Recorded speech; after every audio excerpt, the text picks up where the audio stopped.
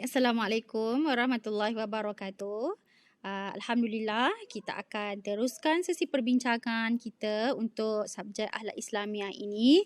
InsyaAllah kita akan masuk bab 7 ataupun topik 7, praktis akhlak dalam kehidupan. Yang kedua ya. Kalau topik yang ke-6, praktis akhlak dalam kehidupan. Satu. Manakala topik 7, praktis akhlak dalam kehidupan 2. InsyaAllah topik 7 ni InsyaAllah hasil pembelajarannya, pelajar dapat menjelaskan hubungan praktis akhlak dalam ekonomi dan undang-undang.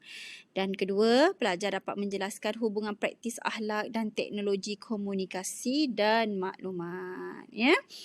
Apa kaitannya akhlak dan juga ekonomi, akhlak dan juga komunikasi dan sebagainya. Okey, baik, kita akan tengok dulu 7.1 akhlak dalam ekonomi. Baik, bagaimana akhlak ataupun ciri-ciri akhlak dalam ekonomi ni? Mestilah berasaskan Al-Quran dan As-Sunnah. Ya? Akhlak dalam ekonomi ni dia melengkapkan sistem kehidupan kita. Sebab tu kita kena dapatkan harta, kita kena perolehi harta kita itu dengan cara yang baik. Ya? Semoga hasilnya juga baik dan kehidupan kita pun tenang-tenang sahaja. Ya? Bayangkan kalau kita dapat harta, kita perolehi harta kita tu dengan cara yang salah, dengan mencuri orang lain punya, kan? Kita ceroboh harta orang lain, kita rampas harta orang dan jadikan milik kita, dia rasa kosong, rasa tak seronok, jiwa kita tak tenang dan tak tenteram, kan? Sepatutnya harta itu dapat menjaga kita, dapat mententeramkan kita, menggembirakan kita. Tetapi bila kita dapatkan dengan cara yang salah, maka hasilnya juga akan salah. Ya.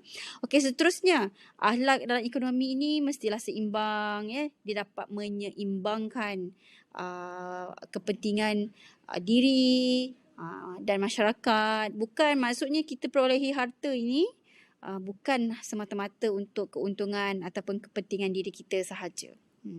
Tetapi untuk ada juga sebahagian, ada juga harta kita ini sebahagiannya adalah untuk orang lain juga. Ya.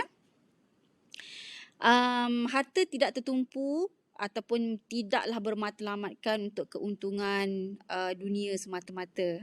Keuntungan kebendaan ataupun berupa materialistik sahaja. Boleh jadi anak-anak itu jugalah harta yang kita tak ternilai. Tak ternilai harganya. Begitu. Bukan maksudnya materialistik, benda-benda yang material sahaja itulah kita panggil harta. Tidak. Harta itu semua benda yang kita ada, sama ada material ke tidak, manusia ke, haiwan ke, yang menjadi milik kita. Ya. Boleh jadi ia bukannya bersifat wang, ya, tapi dia manusia ataupun haiwan yang mana ia menyempurnakan jiwa kita yang kosong, menggembirakan kita, bersifat perhiasan, ya, yang patuh syar'i lah, ya. Okey, so harta ataupun kewangan, ekonomi sesuai dan dinamik untuk sepanjang zaman. Ya, kita sangat memerlukan harta. Kita sangat memerlukan pengurusan kewangan yang baik. Ya, itu semua penting. Semua penting. Even zaman berubah macam mana pun, setiap daripada kita mesti sangat memerlukan harta, ya, untuk meneruskan kehidupan. Yang paling penting, harta tersebut, bagaimana kita uruskan ekonomi tersebut perlulah berasaskan Al-Quran dan As-Sunnah. Okey, kita teruskan. Akhlak halal dalam pemerolehan dan pemilikan harta. Okey, ini sangat pentinglah sebabnya dalam era globalisasi ni, kita ni semua disajikan dengan keperluan, nafsu, kan? Kat sini cabaran kita lah, sama ada kita nak pastikan apa yang kita nak perolehi itu betul-betul adalah keperluan kita, bukan tuntutan nafsu semata-mata. Kalau ada rezeki yang lebih, tidak mengapa, ya. Tapi yang paling penting, keutamaan tu telah dapat dilunaskan, ya. Ia fitrah manusia. Semua orang nak hidup di dunia ni perlukan ada pengurusan harta, ekonomi, kewangan yang baik, kena dapatkan pemilikan, kena dapatkan harta dengan cara yang baik supaya hasilnya juga adalah baik. Bukan semata-mata untuk berlumba-lumba, untuk bermegah-megah dengan harta, ya. Tapi seperti mana dalam surah surah Al-Fajr ayat 20 yang bermaksud serta kamu pula sayangkan harta secara tamak haloba. Dan dalam ayat lain Allah berfirman, dihiaskan dan dijadikan indah kepada manusia kesukaan kepada benda-benda yang diingini. Yang diinginkan sangat.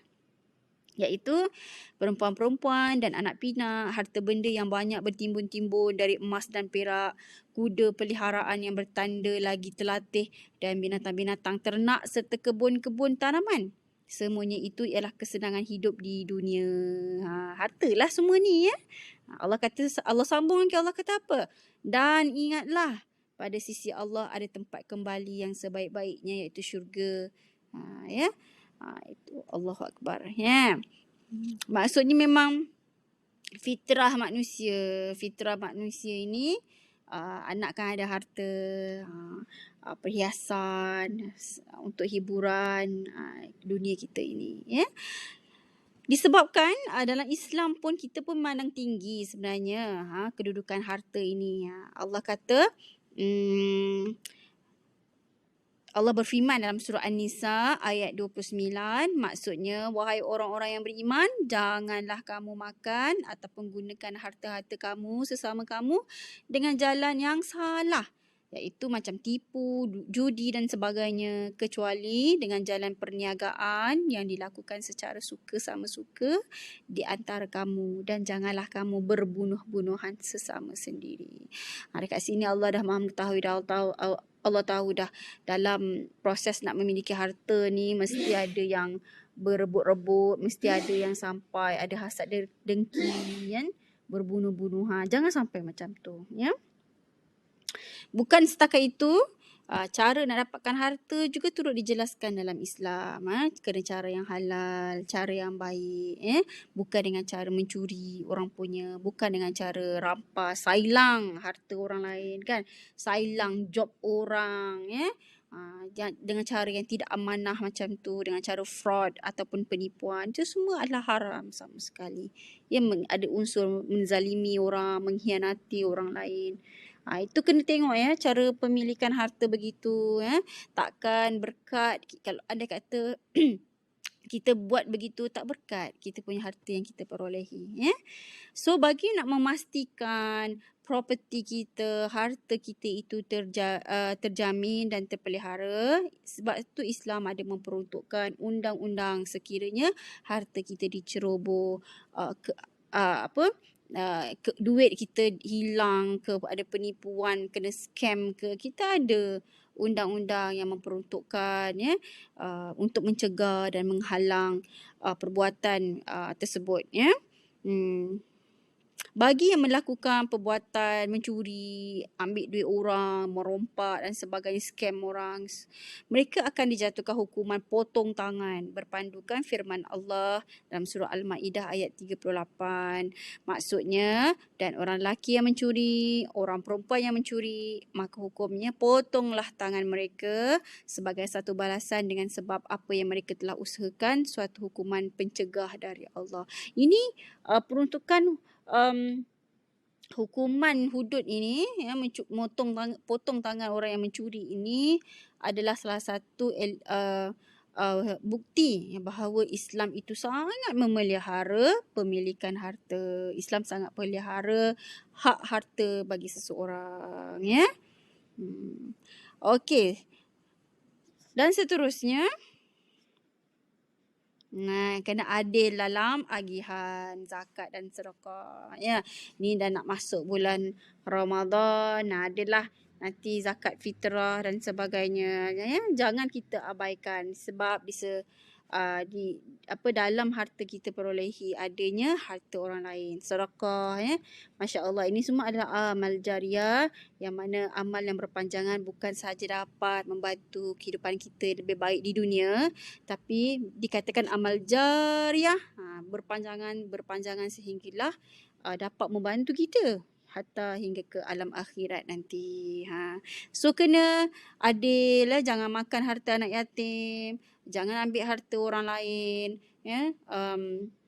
Ini tidak, bila salah seorang mati, ya, dalam ahli keluarga kita meninggal dunia, waris berebut-rebut.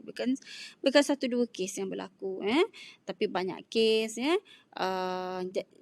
Jadi dekat sini apa yang kita boleh faham, pengurusan harta, pengurusan kewangan dan ekonomi perlu diurus dengan baik. Buatlah hibah, ya. Buat wasiat dan semua itulah, ya. Zakat dan sedekah ni, zakat ni wajib, ya. Yang lain-lain tu pengurusan nafkah pun wajib kita lakukan dengan sebaik mungkin supaya waris yang kita tinggalkan ni, dalam kes faraid contohnya, waris yang kita tinggalkan tu tidak berebut-rebut, tidak berpecah belah, tidak bergaduh sesama sendiri, ya. Kita uruskan baik-baik semasa kita hidup ni dengan cara bagi hibah, wasiat dan sebagainya, ya. Uruskan harta kita dengan baik, belanjakan harta kita tu dengan adil dan sesuai, supaya kita pun nak senang di dunia dan juga senang di akhirat nanti. Okay? So, urus kewangan dengan baik, urus harta kita dengan baik, pastikan semuanya berlandaskan Al-Quran dan As-Sunnah. InsyaAllah kita selamat dunia dan akhirat, tenang dunia dan akhirat. Wallahu'alam. Kita sambung topik yang seterusnya. Okay? Sekian, terima kasih.